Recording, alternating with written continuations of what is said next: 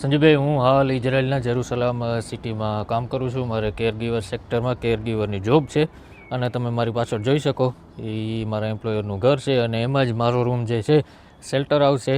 એટલે કોઈ ચિંતાજનક વાત નથી. ઇનકેસ કોઈ પણ એટેક થવાનો હોય તો એ પહેલાં 10 મિનિટ પહેલાં એલર્ટ આવી જાય, સાયલન વાગે. એટલે અત્યારે બધા ઘરમાં છે, સ્ટે સેફ છે, એટલે કોઈ પણ ચિંતાજનક માહોલ નથી અત્યારે. મારી આ જોઈ શકો છો, સવારના ફાઇટર જેટોની અવર જવર ચાલુ જ છે અને હમણાં જ મહેજ 15-20 મિનિટ પહેલાં જ અમારા ઘરની ઉપર મિસાઇલ એક આવેલી અને વિસ્ફોટ થયેલો. ચિંતાજનક માહોલ નથી. અને કાલે મેં ન્યૂઝમાં જોયેલું કે પોરબંદરના લોકો ફસાયેલા છે, તો તદ્દન વાત ખોટી છે ભાઈ. કોઈ પણ અફવાઓમાં આવવું નહીં.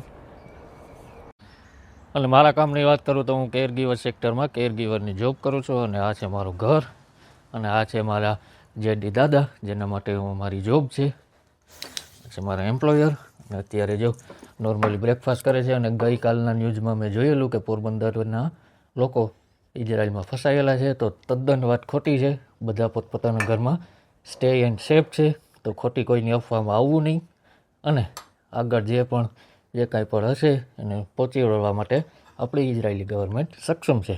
તો બધા હાલની તકમાં બધા સેફ છે. એ જ સાથે જય હિન્દ, જય ભારત.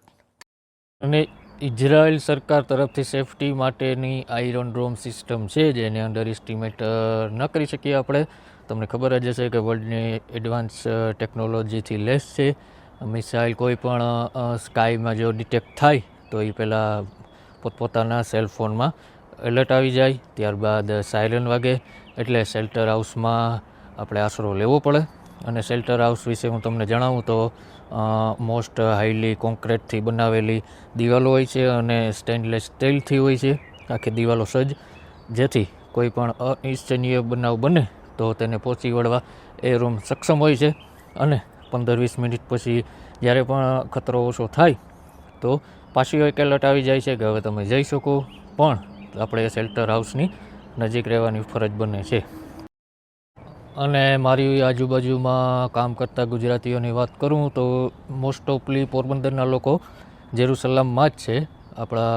અમારી મેર કોમ્યુનિટીમાંથી આવતા મેરના ભાઈઓ બહેનો બધા અહીંયા જ છે. મોસ્ટ ઓફલી વધારે પોતપોતાના ઘરે છે. અત્યારે બધા સેફ છે, કોઈ પણ જાનહાનિ છે નહીં. ઇનકેસ ભવિષ્યમાં જો કોઈ આથી પણ વધારે ક્રિટિકલ સિચ્યુએશન થાય તો ભારત સરકાર તરફથી ઇન્ડિયન એમ્બેસી તરફથી એક ફોર્મ જાહેર કરવામાં આવે છે, જે રજિસ્ટ્રેશન કરાવવાનું હોય છે અને તાત્કાલિક અહીંયા કામ કરતા લોકોને પરત ઇન્ડિયા મોકલવા માટેનું ઓપરેશન સજ્જ કરવામાં આવી શકે ભવિષ્યમાં. અત્યારે કોઈ પણ સંજોગ નથી એના. તો આપણી સરકાર અને ઇઝરાયેલી સરકાર બંને એ માટે સક્ષમ છે. તો સંજયભાઈ, હાલની પરિસ્થિતિ જો તમને જણાવું તો હાલમાં જ અત્યારે જ સાયલનો ચાલુ છે ને સ્પેસમાં ઇઝરાયેલી જેટની અવર જવર પણ ચાલુ છે અને એલર્ટ આવેલો.